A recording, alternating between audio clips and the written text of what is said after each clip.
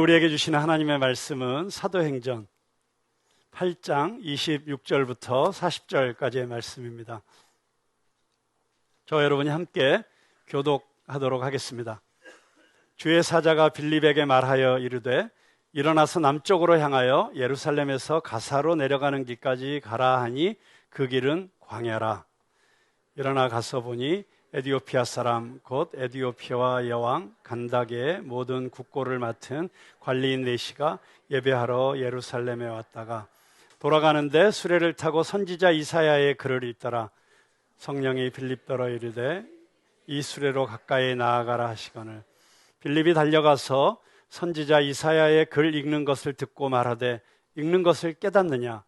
대답하되 지도해 주는 사람이 없으니 어찌 깨달을 수 있느냐 하고 빌립을 청하여 수레에 올라 같이 앉으라 하니라. 읽는 성경 구절은 이것이니 일러스되 그가 도살자에게로 가는 양과 같이 끌려갔고 털 깎는 자 앞에 있는 어린 양이 조용함과 같이 그의 입을 열지 아니하였도다. 그가 굴욕을 당했을 때 공정한 재판도 받지 못하였으니 누가 그의 세대를 말하리요? 그의 생명이 땅에서 빼앗김이로다 하였거늘 그 내시가 빌립에게 말하되 청컨대 내가 묻노니 선지자가 이 말한 것이 누구를 가리킴이냐? 자기를 가리킴이냐? 타인을 가리킴이냐? 빌립이 입을 열어 이 글에서 시작하여 예수를 가르쳐 복음을 전하니 길 가다가 물 있는 곳에 이르러 그 내시가 말하되 보라 물이 있으니 내가 세례를 받음에 무슨 거리낌이 있느냐? 수레를 멈추고 빌립과 내시가 둘 다 물에 내려가 빌립이 세례를 베풀고 둘이 물에서 올라올새 주의 영이 빌립을 이끌어 간지라 내시는 기쁘게 길을 가므로 그를 다시 보지 못하니라. 빌립은 아소도에 나타나 여러 성을 지나다니며 복음을 전하고 가이사랴에 이르니라. 아멘.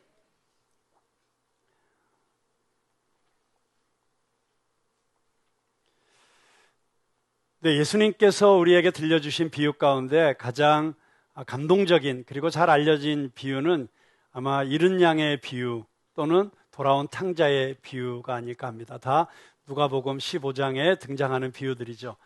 그런데 우리가 오늘 선한 목자 되신 그 예수 그리스도의 은혜를 찬양했습니다만 그 선한 목자 되신 예수님께서 비유 가운데 우리에게 보여주신 그분의 모습이 어떤 모습이었습니까? 바로 양 100마리가 있었는데 그 중에 길을 잃어버린 한 마리를 찾기 위해서 찾아다니시는 그 목자의 모습이었습니다. 그래서 마침내 그 양을 정말 음침한 골짜기에서 건져내서 어깨에 메고 돌아오시는 그 모습이 예수님의 그 그림 가운데 가장 유명하게 우리에게 보여지는 그런 그림 아니겠습니까? 그것이 우리에게 보여지는 예수님의 선한 목자 되신 이미지이지요. 그런데 그 잃어버린 양, 한 마리 양을 찾아오시는 그 예수님의 이야기를 듣다가 우리를 무척 당황시키는 것이 있습니다. 그것이 무엇이냐면 그 한 마리 양을 찾아 나서신 것은 너무 감사하고 고마운 일이고 어쩌면 내가 그 한 마리 양일 수 있기 때문에 와, 정말 온 세상을 위해서 오신 것이 아니라 바로 나 한 사람을 위해서 예수님이 오셨구나.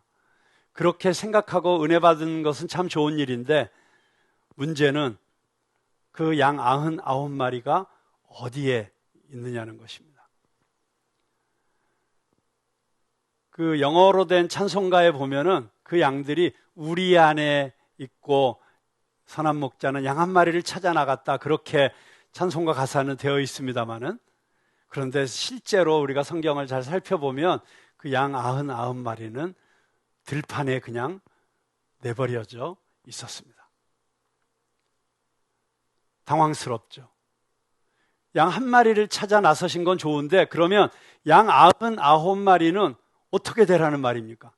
혹시라도 이 목자가 한 마리 양을 찾아 나섰을 때 강도들이 와서 그걸 다 훔쳐가거나 맹수들이 달려들어서 그 중에 15마리가 잡아먹혔다. 그러면 말이 안 되는 거 아닙니까? 합리적으로 이건 이래서는 안 되는 것이죠. 조금 생각이 있는 사람이라면 그래, 한 마리는 어쩔 수 없이 희생당했다고 쳐도 일단 이 99마리를 안전하게 지키는 게 훨씬 더 맞는 게 아니야? 라고 생각하는 게 일반적인 사람들의 상식이었기 때문에. 근데 항상 예수님의 비유는 그 사람들의 상식을 깨트리시고 뒤통수를 치시면서 이게 뭐지? 라고 갑자기 고민에 빠지게 만드는 게 예수님의 비유의 특징이죠. 이 비유를 통해서 예수님께서 말씀하시고 싶으신 것은 말이 안 되는 것 같은데, 합리적이지 않은데, 상식적이지 않은데, 그런데 그 잃어버린 한 마리 양을 절대로 포기할 수 없는 목자의 마음, 그 양을 향한 사랑, 애정, 그것이 이렇게 컸다는 것을, 그래서 무모해 보이고 말이 안 되는 것 같고 경제적 이론으로 볼 때는 맞지 않는 것 같은데 저지르시는, 그게 바로 우리를 향하신 하나님 아버지의 마음이라는 걸 보여주시는 것이죠. 오늘 우리가 지금 읽은 이 빌립의 사건을 통해서도 우리는 바로 그 하나님의 마음을 엿볼 수 있다고 생각합니다. 왜냐하면 빌립이 지금 주의 사자를 만나서 하나님이 전하시는 말씀을 듣습니다. 너는 지금 어디로 가라고 말씀하셨습니까?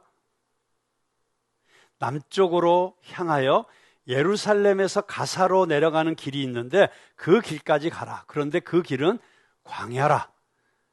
지금 어디로 가라고 말씀하시고 계세요? 네, 광야로 가라고 말씀하시고 있습니다. 그런데 이게 왜 황당하게 들리냐면 지금 사마리아에서 무슨 일이 일어나고 있는가? 자, 이 이야기의 배경을 조금 간단하게 빨리 정리해서 말씀드리도록 하겠습니다. 여러분, 지난 주일 우리는 스데반의 순교의 이야기를 들었습니다. 스데반의 순교와 함께 대대적인 박해가 시작이 되었습니다. 그래서 예루살렘에 있던 수많은 성도들이 다 흩어져 나가게 되었고, 예루살렘에 있었던 교회를 섬기던 집사들도 여기저기로 뿔뿔이 흩어져 가게 되었습니다. 여러분, 예수님께서 하늘에 올라가시면서 제자들에게 말씀 분부하신 것이 무엇이었습니까? 너희는 성령이 임하면 권능을 받고 예루살렘과 온 유대야와 사마리아와 땅끝까지 이르러 내 증인이 되라고 말씀하셨죠. 그런데 정말 말씀하신 그대로, 약속하신 그대로 성령이 임했습니다. 성령이 임하니까 너무 놀라운 일들이 일어났죠. 새술에 취한 것처럼 그들의 삶이 바뀌었습니다. 전에 나타나지 않던 능력들이 나타나기 시작했습니다. 한 번 설교에 3,000명이 주님 앞에 돌아오는 역사가 일어났습니까? 여러분, 교회가 부흥하면 얼마나 신이 나겠습니까? 여러분, 그 부흥을 경험해 보신 분들이 있으시죠? 갑자기 구름대처럼 사람들이 몰려들고 뜨거운 찬양이 있고 모일 때마다 하나님의 영광이 나타나고, 그러면 거기를 떠나고 싶지 않은 것이죠. 성도들이 공동체를 이루고 너무 아름답게 살았어요. 내 건 내 것이 없고 거의 천국이었습니다.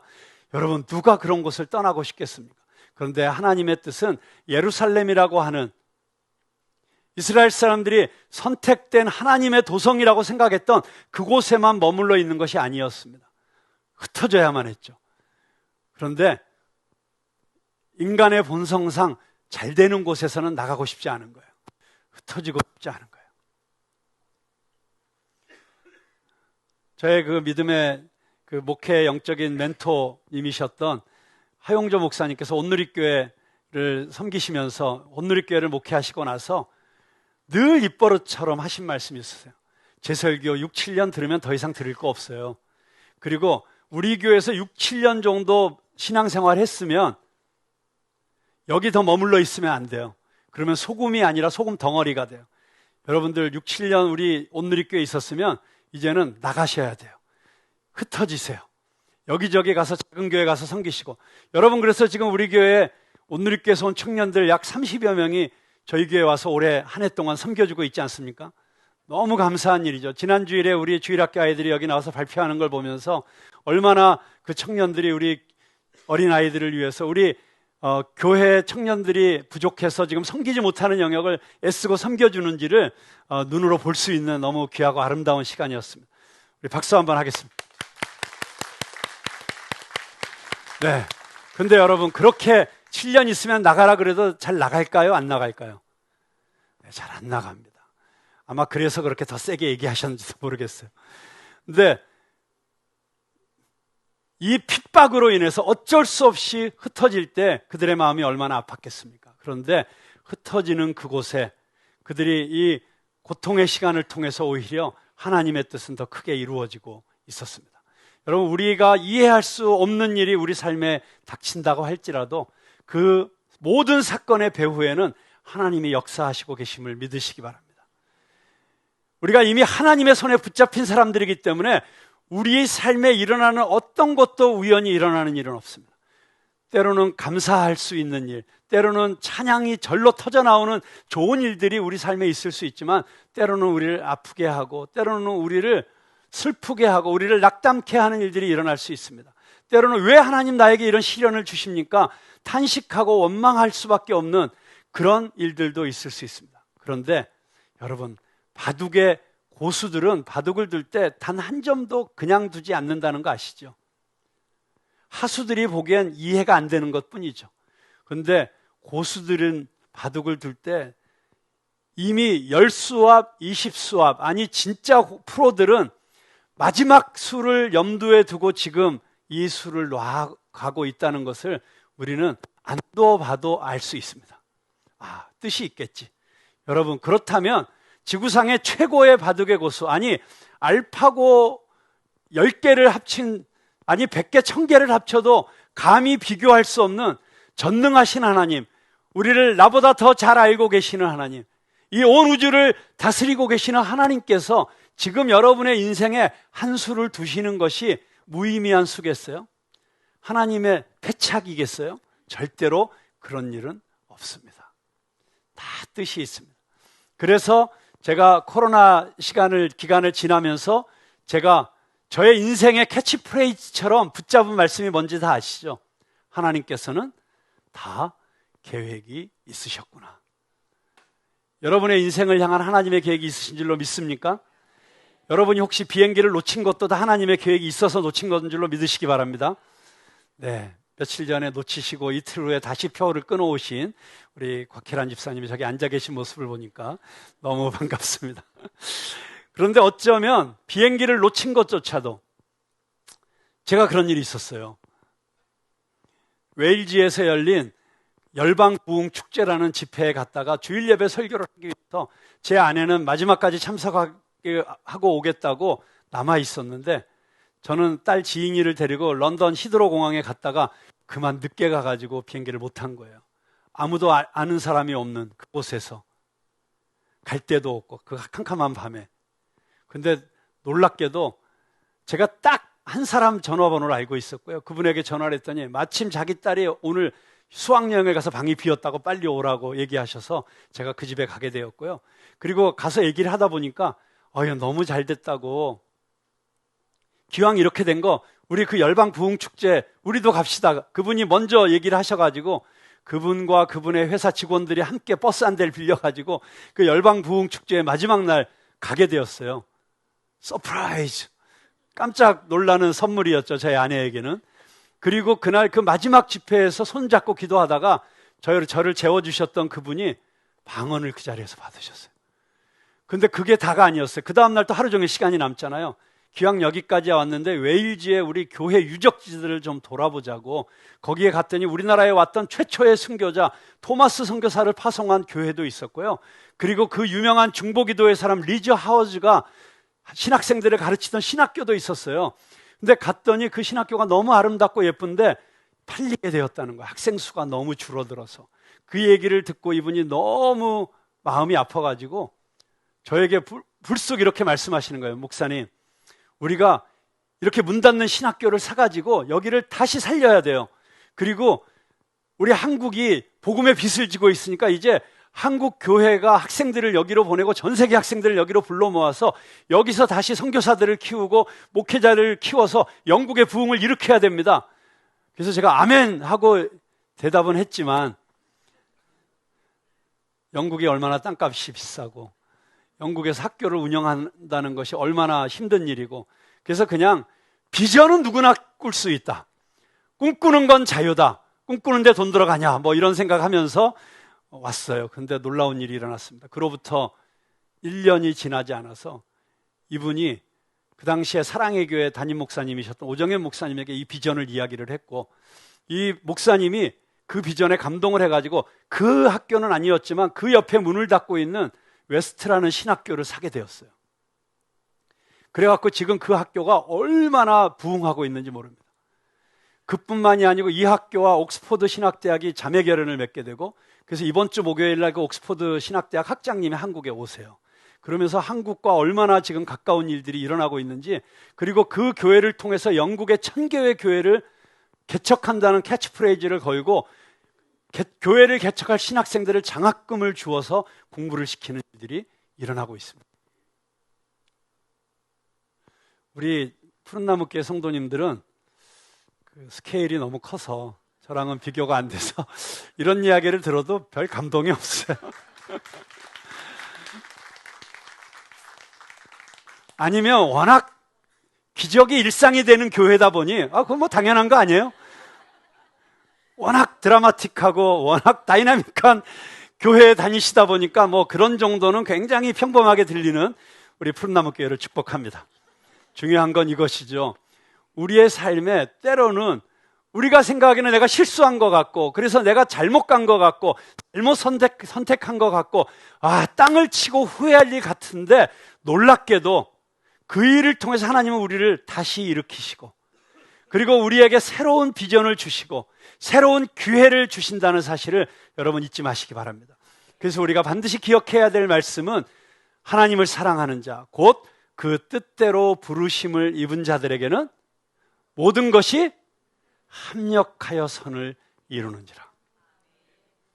여러분의 삶 가운데 합력하여 선을 이루시기 위해서 지금도 일하시고 계시는 그 주님이 나의 선한 목자 되심을 믿으시고 담대하게, 당당하게 오늘 하루를 살아내시는 여러분이 되시기를 주님의 이름으로 축복합니다.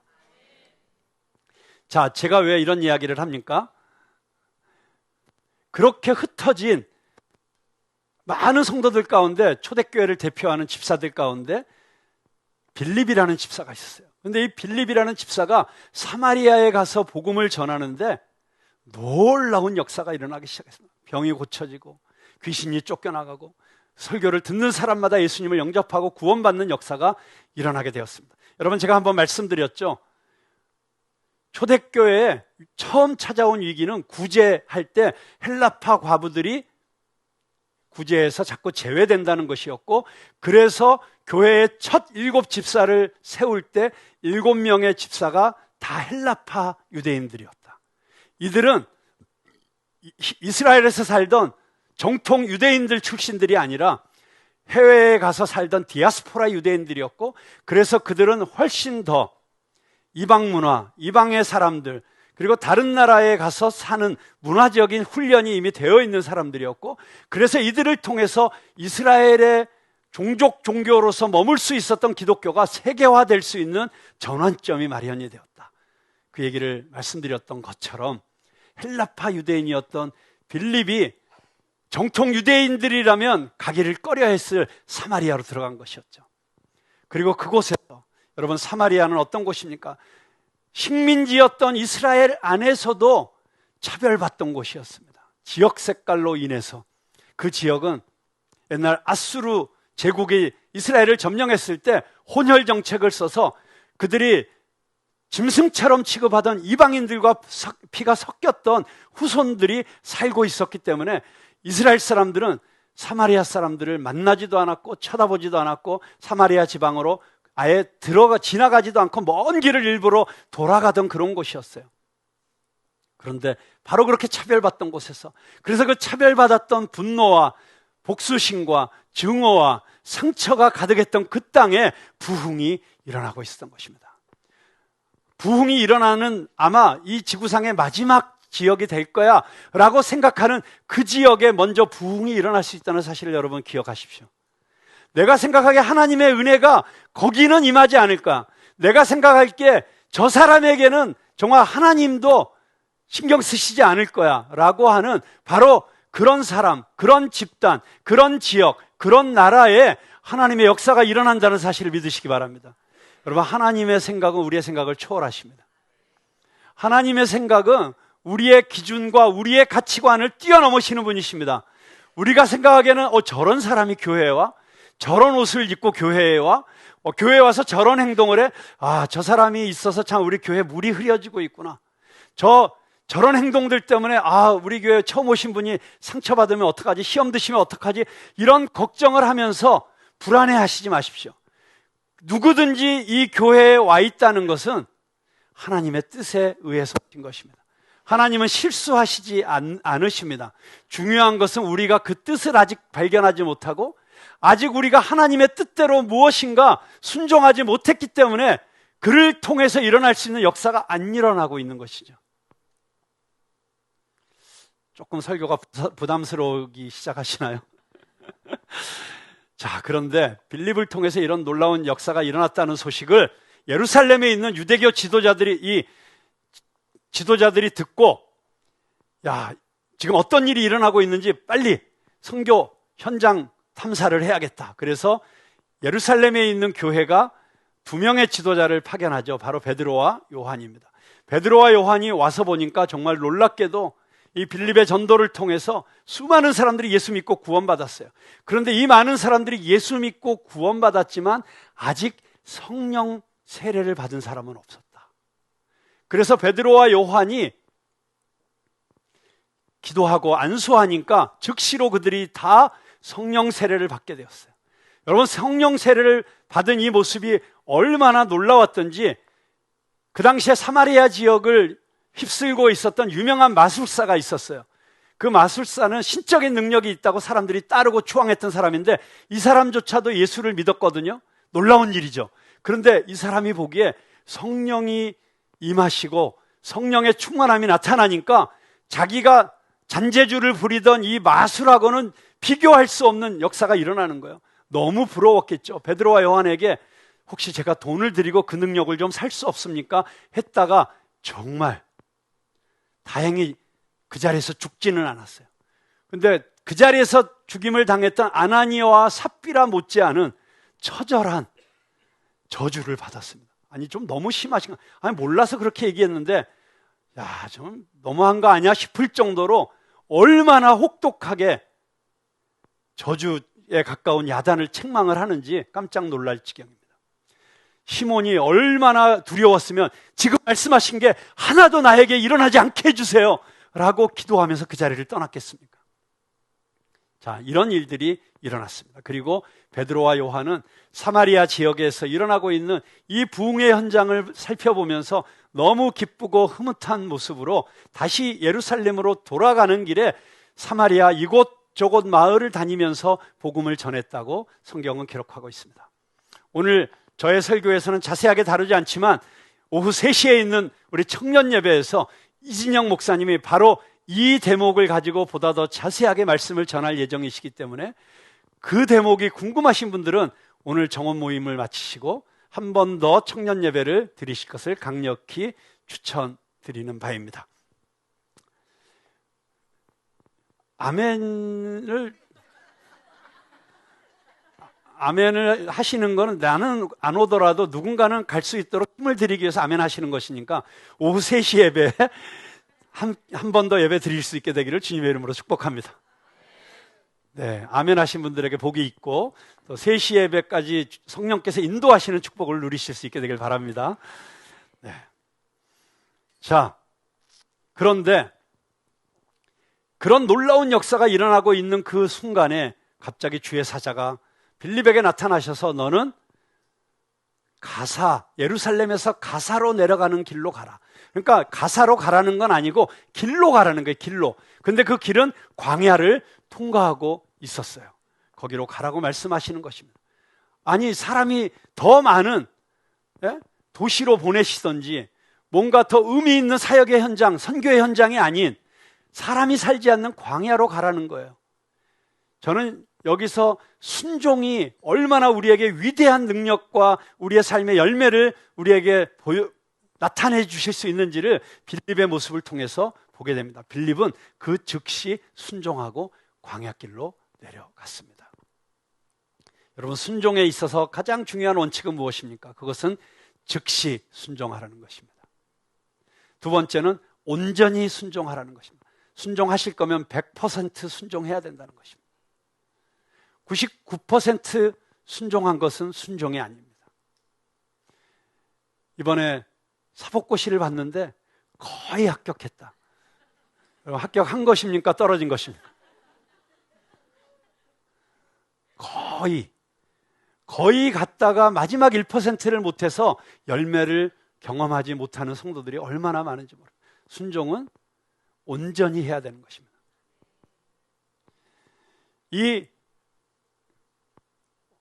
빌립이 주의 사자의 말씀을 듣고 즉시 순종하여 그 길로 갔더니 어떤 일이 일어났습니까? 거기에서 예루살렘에 제사를 드리러 왔다가 돌아가고 있는 이디오피아의 내시를 만나게 됩니다. 그를 태우고 가는 수레의 행렬을 만나게 되는 것이죠. 근데 이 내시가 그냥 잔하 하면서 이런 게 아니에요. 수준이 어느 정도냐면 이디오피아 여왕 간다게의 모든 국고를 맡은, 요즘 말로 말하면 뭐죠? 재무부 장관, 경제부총리. 그러니 그 수레의 행렬이 대단하지 않았겠어요? 그런 수레의 행렬을 딱 만나게 되었습니다. 여러분, 여기서 우리는 순종에 있어서 타이밍이 얼마나 중요한 것인가를 다시 한번 생각하게 됩니다. 만약에 빌립이 이 황당한 이야기를 듣고, 아니 지금 사마리아에 이렇게 부흥이 일어나고 있는데 여기 지금 아직도 전도해야 될 사람이 너무 많은데 지금 매일매일 교회로 들어오는 이 성도들 양육하기도 바쁜데 아니 지금 사람도 없는 광야로 왜 가라시는가, 이게 내가 지금 잘못 들었나, 이렇게 생각하고 혹시라도 우리 빨리 운영위원회를 열어서 제가 이 말씀에 순종해서 가야 될지 안 할지를 결정합시다. 그리고 회의를 몇 시간 하고 왔다. 그러면 어떻게 됐을까요? 이 행렬을 못 만나는 것입니다. 수레바퀴 자국만 아마 보게 되었을 것입니다. 여러분, 어쩌면 우리의 인생 가운데 너무나도 많은 하나님께서 우리에게 주신 꿈과 비전과 그리고 하나님의 인도하심이 우리의 삶에서 열매를 맺지 못했던 이유는 우리가 그 즉시 순종하지 않았기 때문일 수 있습니다. 머뭇거리느라고, 저울질하느라고, 아니면 불안해서, 그래서 버스 지나간 다음에 손은 들고 그 뒷모습만 바라보고 있었을 때가 얼마나 많습니다. 부흥의 역사가 일어나고 있을 때 정말 그 부흥의 끝자락에서 아, 이런 부흥이 있었구나 라고 땅을 치며 후회하지 않는 저와 여러분이 되기를 주님의 이름으로 축복합니다. 지금 하나님께서 우리에게 무엇인가 감동을 주실 때, 우리에게 하나님께서 어떤 인도하심을 우리에게 느끼게 해주셨을 때 즉시 순종하실 수 있기를 바랍니다. 우리가 순종해야 되는 그 순종이 우리에게 가져다 주는 열매는 실로 놀랍고 위대한 것입니다.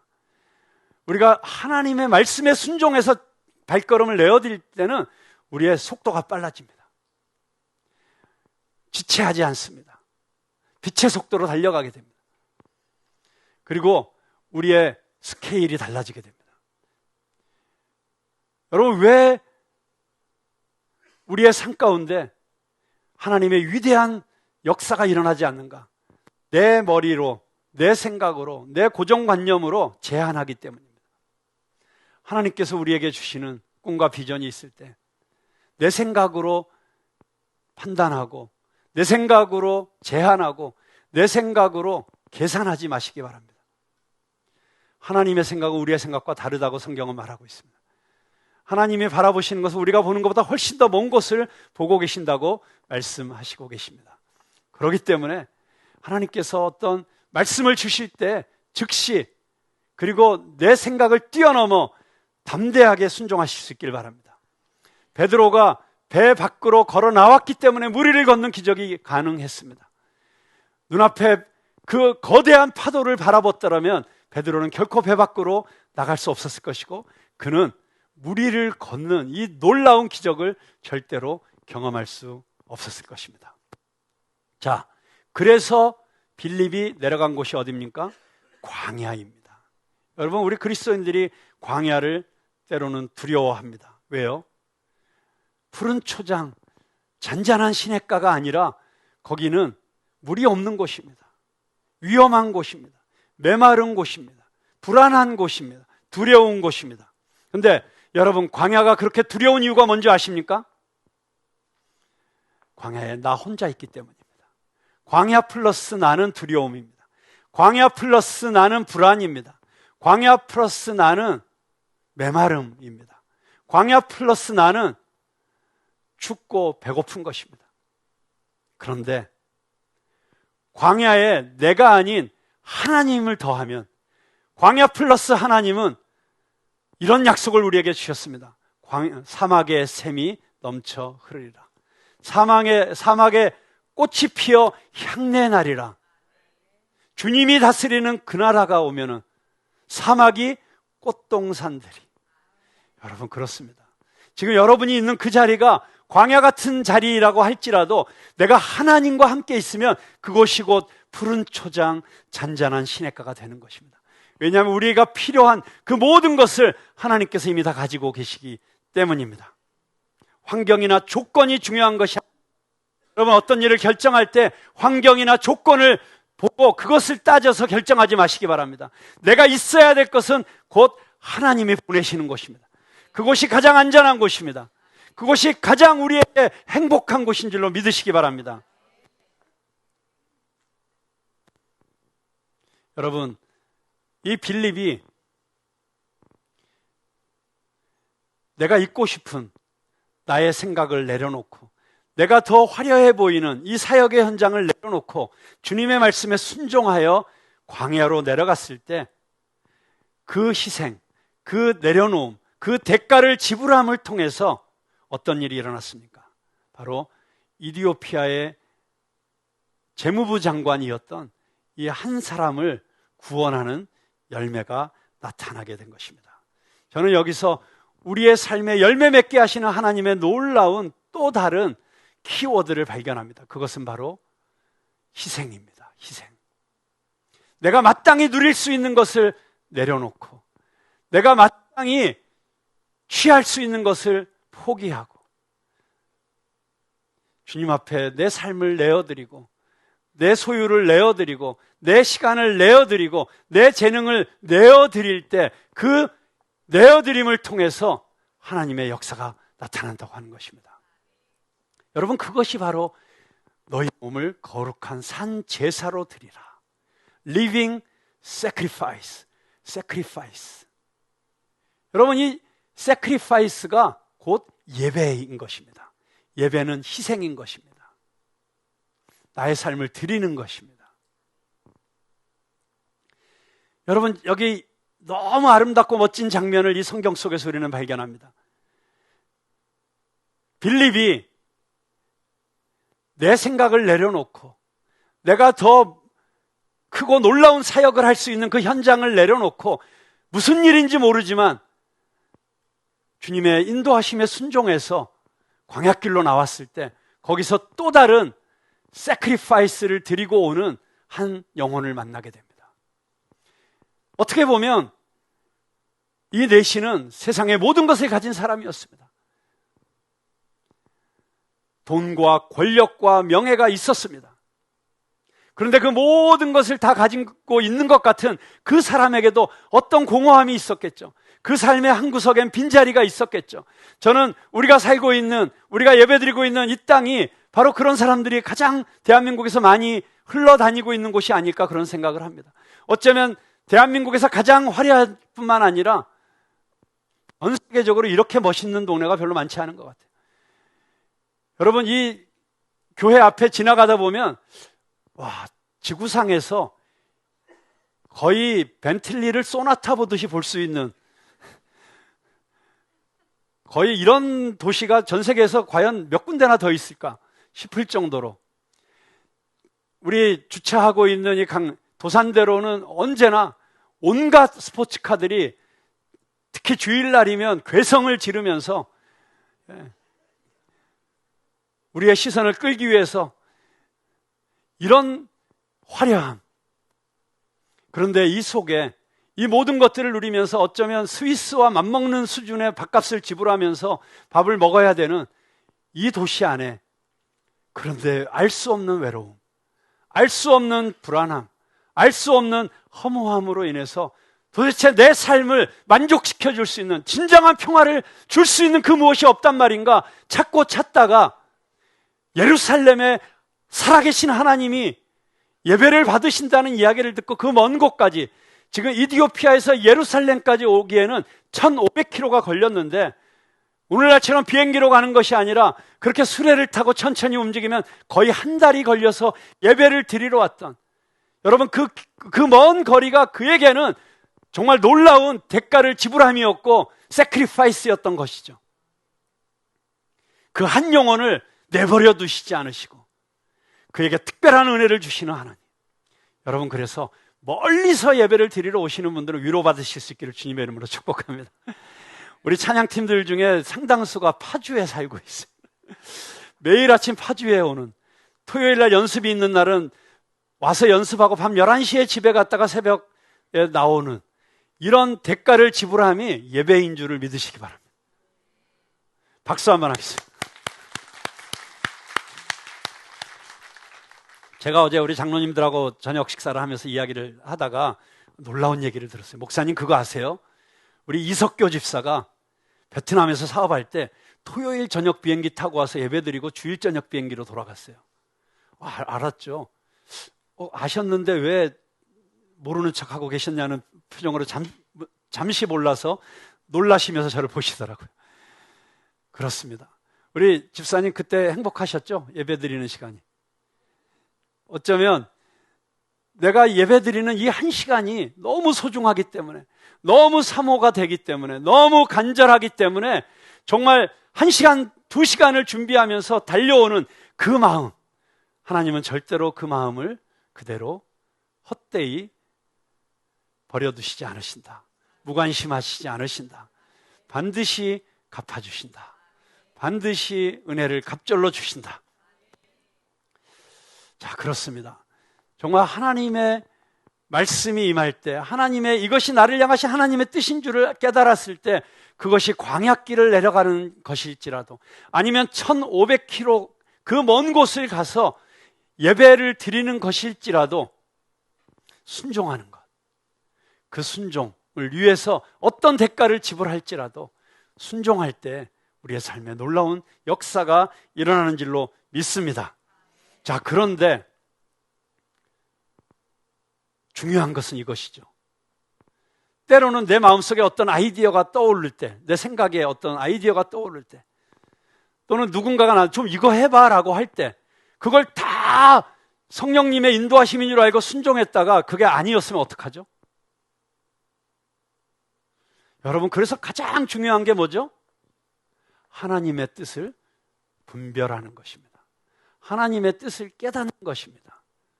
어떻게 하나님의 뜻을 알 수 있죠? 어떻게 내 안에 있는 그 수많은 음성 가운데 어떤 음성이 정말 나를 향하신 목자의 음성인 줄 알죠? 여러분, 그래서 하나님의 음성을 듣는 법을 훈련해야 되는 것입니다. 우리 신앙생활에 있어서 가장 중요한 것은 무엇입니까? 하나님을 아는 것입니다. 그리고 그 하나님을 알리는 것입니다. 그렇기 위해서는 우리가 하나님의 뜻과 하나님의 음성을 듣고 분별할 줄 알고 깨달을 수 있어야 되고 알아챌 수 있어야 되는데, 그러기 위해서 가장 중요한 것이 무엇입니까? 바로 성령의 충만함을 받는 것입니다. 성령 세례를 받는 것입니다. 성령의 인도하심을 받는 것입니다. 오늘 본문 말씀을 보세요. 계속 반복돼서 나오는 일이 뭡니까? 주의 사자가 빌립에게 말하여 이르되, 성령께서 말씀하신 것이죠. 29절에 보니까 성령이 빌립더러 이르시되 이 수레로 가까이 나아가라 하시거늘. 계속 성령께서 인도하심을 따라서 순종하고 있습니다. 여러분, 성령께서 인도하시는 그 인도하심에는 결코 후회가 없습니다. 그래서 우리가 정말 우리도 우리의 삶의 또 다른 열매, 30배, 60배, 100배의 열매를 맺기 위해서 날마다 성령의 뜻에 순종하여 살아가는 저와 여러분이 되시길 주님의 이름으로 축복합니다. 제가 여러분 너무 좋아하시는 그 유기성 목사님 통해서 너무 귀한 얘기를 들었어요. 그 유 목사님이 자기 교단의 선배 목사님의 은퇴 예배를 참석하기 위해서 어떤 곳에 가셨다고 합니다. 거기 보니까 먼저 은퇴하신 선배 목사님들도 많이 와 계시고, 워낙 그 유명하신 목사님이 은퇴를 하셨나 봐요. 그런데 그 예배 시간에 설교하신 분이 95세 되신 은퇴 목사이셨대요. 그런데 이분이 설교를 하시면서 이런 말씀을 하시더래요. 자기가 지금 95세인데 올해 외국어 공부를 시작했다고. 왜 외국어 공부를 시작했냐면 자기가 70살이 돼서 교회 은퇴를 할 때 이제 할 거 다 했다. 그리고 살 만큼 살았다. 그러니 이제 그냥 빨리 주님 앞에 가면 좋겠다. 그냥 그런 마음으로 살았는데 그만 95세가 돼버렸다는 거예요. 25년이나 더 산 거예요. 은퇴하고. 여러분 요즘 100세 시대 아닙니까? 그러니 앞으로 우리도 얼마나 더 살 날이 많이 남아 있습니까? 그런데 이분 은퇴하실 때만 해도 70세면 이제 다 끝났다고 생각하신 거예요. 그래가지고 이럴 줄 알았으면 뭔가 은퇴하면서 70세에 계획을 세웠으면 지난 25년 동안 생각해 보세요. 25년이면 엄청난 시간 아닙니까? 근데 이 25년을 그냥 아무 생각 없이 그냥 이렇게 살아왔구나. 아무런 열매도 없이 살았구나. 그런데 지금 가만히 살펴보니까 웬만하면 105세까지 살 수 있을 것 같아서 앞으로 10년을 더 살게 된다면 10년 후에도 지난 10년 그냥 대충 살았구나. 그러면 너무 하나님 앞에 죄송할 것 같아서 자기가 어떻게 쓰임받을지는 모르지만 이렇게 외국어를 다시 시작하게 되었다고. 그러면서 은퇴하시는 목사님에게 목사님 앞으로 몇십 년을 더 일하실 가능성이 크니까 그냥 은퇴하지 마시고 오늘부터 새로운 것을 시작하십시오. 새로운 계획을 세우세요. 이렇게 설교를 하시더라는 거예요. 이 유기성 목사님이 마음에 너무 큰 감동이 있었대요. 그런데 그래서 그 순간 자기도 나는 그럼 은퇴하면 뭘 할까? 그 순간에 막 이런저런 생각을 하시지 않았겠어요? 여러분들도 지금 막 생각이 돌아가는 소리가 막 들려요. 그런데 생각을 해봤는데 별로 70살 이후에 뭘 해야겠다 별로 생각나는 게 없더래요. 뭘 하지? 그리고 무슨 새로운 계획이 있을까? 별게 없을 것 같은데 이런 생각을 하고 있는데 갑자기 성령님께서 이렇게 말씀하시더래요. 왜 없냐? 그러면서 이런 감동을 주시더래요. 이제부터라도 철저하게 성령님의 인도하심만 따라서 순종하면 살리라. 순종하면서 살리라. 이게 계획이다. 여러분 이것이 얼마나 중요한 계획입니까? 나이 70대신 목사님들이 나이 70대신 우리 성도님들이 우리 부모님들이 무슨 새 계획을 세울 수 있겠느냐 생각할 수 있지만 여러분 우리 인생을 주관하시는 분은 하나님이시기 때문에 그리고 하나님께는 능치 못할 일이 없으시기 때문에 우리 인생에 어떤 일이라도 일어날 수 있음을 믿으시기 바랍니다. 그런데 그러면 우리가 무슨 계획을 세워야 되겠습니까? 다른 계획 세우실 필요 없어요. 나는 이제부터 철저하게 성령님이 인도하시는 대로 말하고 생각하고 행동하겠다. 성령님께서 감동 주시는 대로 순종하겠다. 여러분 이것보다 더 놀라운 인생의 계획이 있을 수 있겠습니까? 여러분의 나이가 어떠하든지 형편이 어떠하든지 이제 여러분의 인생 계획 무엇이 되어야 하겠습니까? 성령님이 이끄시는 대로 순종하겠다. 내 생각 내려놓고 그것이 어떤 대가를 지불하는 것일지라도 하나님께서 나에게 감동 주실 때 은혜가 있을 때 여러분 그 순간을 놓치지 마세요. 어떤 큰 은혜가 임해도 어떤 큰 비전이 하나님께서 나에게 보여주셨다고 할지라도 조금 시간이 지나서 다시 내 삶의 루틴으로 돌아가면 금방 잊어버려요. 금방 그게 맞는 말이었나 다시 생각하게 돼요. 그러다가 어느새 그 감동이 사라지고 약해지는 걸 한두 번 경험해 보신 게 아니잖아요. 여러분 성실하게 꾸준하게 계획대로 루틴을 따라서 잘 사는 거 너무나 중요합니다. 그런데 하나님께서 여러분 특별하게 부르실 때가 있어요. 그럴 때는 즉각 순종하셔야 됩니다. 순종하지 않으면 타이밍을 놓치게 됩니다. 타이밍을 놓치면 열매가 나타나지 않습니다. 순종했기 때문에 내시를 만난 것입니다. 순종했기 때문에 그는 성령님의 인도하심을 따라서 그 수레로 가게 되었고 그 수레에서 그 내시가 이사야서의 말씀을 읽는 것을 듣게 되었습니다. 그리고 그것이 이사야 53장에 있는 어린 양에 대한 이야기인 것을 그는 즉각적으로 알았죠. 그래서 물어보았습니다. 네가 지금 읽고 있는 것을 깨닫느냐? 지금 읽고 있는 게 무슨 뜻인지 아시고 읽으십니까? 어떻게 보면 약간 무시하는 것 같은 그런 질문일 수도 있죠. 그런데 뜻밖에도 가르쳐주는 사람이 없는데 어떻게 이걸 알 수 있겠습니까? 이 수레로 올라오시오. 여러분 너무 순조롭지 않습니까? 여러분 사실 주변에 경호원들이 있지 않았겠어요?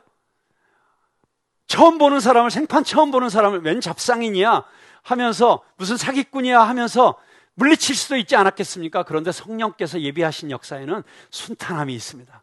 그냥 올라가는 거예요. 그래서 여러분, 우리 믿음의 패턴은 무엇입니까? 하나님의 말씀이 들려옵니다. 우리는 그 말씀에 순종합니다. 순종하면 기적이 일어납니다. 역사가 일어납니다. 그러면 우리는 감탄합니다. 놀랍니다. 그리고 하나님께 감사합니다. 그렇게 감사하는 자에게 하나님께서 또 새로운 사명을 주십니다. 이것이 우리 신앙의 패턴 아니겠어요? 저와 여러분이 이 놀라운 패턴을 날마다 우리의 삶의 새로운 루틴으로 만드실 수 있게 되기를 주님의 이름으로 축복합니다. 여러분, 그러면 어떤 일이 일어납니까? 우리 삶의 간증이 나타나는 거예요. 여러분, This is my story. Your story가 아니라 my story. 여러분, 우리 푸른 나무 이야기가 얼마나 은혜롭습니까? 그 이야기를 들으면서 우리가 무엇을 깨닫습니까? 와, 하나님이 저 사람에게 저렇게 역사하셨구나. 야, 저렇게 생짜배기였는데 몇 년 지나서 그 사람이 다시 간증하는데 몇 년 전에 했던 거라는 상상할 수 없는 차원의 간증을 해요. 자기 이야기를 나눠요. 그걸 보면서 놀라지 않습니까? 그런데 여러분, 다른 사람의 이야기 듣는 게 얼마나 은혜롭고 좋습니까? 힘이 되죠. 그런데 이제는 여러분의 이야기를 쓰셔야 될 때가 됐습니다. 여러분 한 분 한 분의 이야기가 오늘 이 빌립에게 역사하신 것과 같은 이런 놀라운 이야기가 될 수 있기를 주님의 이름으로 축복합니다. 언제 그런 일이 일어납니까? 우리가 한 영혼을 천하보다도 귀하게 여기시고, 그래서 한 영혼을 위해서 모든 것을 내려놓는 희생과 모험을 감행하신 우리 주 예수 그리스도를 본받아 너희는 나를 따르라 라고 말씀하신 그 따르라는 말씀은 무슨 뜻이에요? 나를 닮으라는 것이죠. 나를 본받으라는 것이죠. 우리도 예수님처럼 한 영혼을 위해서 모험할 수 있는, 한 영혼을 위해서 내 모든 것을 내려놓을 수 있는, 한 영혼을 위해서 사람들의 비난을 받을 수 있는, 수군거림을 감내할 수 있는 그런 용기 있는 도전을 할 때, 모험을 할 때 하나님께서는 반드시 목마른 한 영혼을 만나게 해주신다는 것입니다. 세상 모든 것을 다 가지고 있었던 것 같지만 그의 영혼에 목마름이 있어서 예루살렘까지 왔었던, 그런데 예루살렘에 와서 그 거대한 장엄한 종교의식 속에서도 그 목마름이 채워지지 못해서 다시 성경을 읽으면서 이 말씀 속에 무엇인가 있지 않을까, 그래서 성경을 큰 소리로 읽으면서 가고 있었던 그 한 영혼을 만나게 해주신 그 역사가 여러분의 삶 가운데 일어나게 된다는 것입니다. 여러분, 놀랍게도 저는 하나님의 유머, 하나님이 얼마나 재미있으신 분인지, 하나님이 정말 얼마나 재미있게 우리의 삶을 인도하시는 분인지를 순간순간 깨닫습니다. 오늘 제가 이디오피아 내시를 구원한 이 빌립을 통해서 이디오피아 내시를 구원한 이 성경 말씀을 오늘 설교를 하면서 제가 깨달은 사실은 오늘 밤 12시 30분 비행기를 타고 제가 이디오피아로 간다는 것입니다. 솔직히 제 심장의 상태라든가 또는 우리 교회의 여러 가지 현재 현안이라든가 이런 걸 생각하면 굳이 이디오피아까지 내가 갈 필요가 있을까? 그런데 우리 신미식 작가의 초청을 받아서 그가 세워놓은 어린이들을 위한 도서관을 이제는 디지털화 시켜주는, 컴퓨터를 갖다주고 컴퓨터 교육 프로그램을 만들어주고 그리고 온라인으로 계속해서 그들을 키울 수 있는 이런 프로젝트를 우리 국제 푸른나무와 함께 하기 위해서 오늘 떠나게 되는데 정말 또다시 어떤 만남이 있을까 기대하면서 가게 됩니다. 어쩌면 이런 프로젝트는 어쩌면 하나님께서 저를 이끄시는 하나의 도구에 불과하고 터널에 불과하고 그곳에서 반드시 만나게 하실 영혼이 있다고 저는 믿습니다. 그래서 제가 즉각적으로 순종한 일이 하나가 있어요. 다음 주 주일날 신작가가 저에게 부탁하는 거예요. 그 이디오피아에 한 1,700명 정도 청년들, 거의 청년들만 모이는 이디오피아 교회가 있대요. 거기서 설교를 해줄 수 있느냐고. 그래서 해야죠. 근데 통역은 있죠? 그래서 당연히 통역은 있죠. 그냥 목사님이 영어로 설교하시면 영어로 이디오피아 말로 통역할 사람은 많아요. 네? 영어로요? 여러분, 제가 유학은 비록 다녀왔습니다. 30살 제가 제일 못하는 게 영어여서 영어 이렇게 못하다가 안 되겠다 싶어서 영어 좀 공부하러 갔다가 유학을 하게 되었는데, 그래서 제가 통역은 좀 하죠. 그런데 통역은 한국말을 잘하는 것이 영어를 잘하는 건 아니잖아요. 제 아내하고 저하고 외국 사람 만나서 몇 마디 나누면 그 사람이 제 아내만 보고 얘기를 해요. 왜냐하면 저의 발음은 거의 차이니즈 잉글리시 스타일이고 제 아내는 영어 발음이 음악을 하는 사람이라서 그런지 발음이 너무 좋아요. 그러면 전부 우리 와이프한테만 어려운 얘기를 막 쏟아내는 거예요. 그럼 우리 와이프가 저를 이렇게 쳐다보죠. 빨리 통역하라고. 제가 모르는 체 하죠. 근데 영어로 설교를 해야 된다는 게 갑자기 엄청 부담이 됐어요. 그리고 제가 사실 한 10년 전에 케냐에 가서 영어로 원고 다 써가지고 가서 설교하다가 정말 너무 가슴 아픈 일이 있었어요. 너무 멋있게 너무 기가 막힌 문장들을 써가지고 영어로 설교를 하는데 그거를 옆에서 통역하는 이 케냐 설교자가 잘 못 쫓아와가지고 서로 막 땀을 뻘뻘 흘리면서, 그래서 보다 못한 우리 임은미 선교사가 설교 중간에 뛰어 올라갔고, 목사님 그냥 아무 말이나 한국말로 하세요. 제가 영어로 통역하고, 그리고 그거 이제 제가 그 트라우마가 있어가지고 내가 다시는 영어로 설교 안 한다. 그런데 그 순간 성령님께서 순종해라. 그래서 네, 순종했습니다. 아직 원고 쓰지 않았어요. 어쩌면 원고 쓰지 않고 가서 설교를 하려고 합니다. 원고가 필요 없는 설교. 정말 그냥 저의 이야기를 하려고 합니다. 그런데 저는 어쩌면 그 예배 시간에, 여러분 이번 한 주간 동안 중보기도 많이 해주셔야 되는 거 아시죠? 정말 저의 그 영어의 기름 부으심이 임할 수 있도록. 네, 그리고 그 1700명의 어떤 청년들 가운데 어떤 사람을 만나게 될지, 또는 예가체프 마을에 가서 어떤 어린아이를 만나게 될지, 누구를 만나게 될지 알 수 없지만 하나님께서 보내신 그 자리에 반드시 목마른 누군가가 기다리고 있을 거라고 저는 믿습니다. 그리고 저뿐만이 아니라 이번 한 주간 여러분의 삶 가운데 여러분이 순종하여 나가는 그곳에 하나님께서 예비하신 영혼이 반드시 있을 것이라고 믿습니다. 그리고 그 영혼을 통해서 하나님께서는 또 다른 열매를 만들어 주실 것입니다. 기도하겠습니다.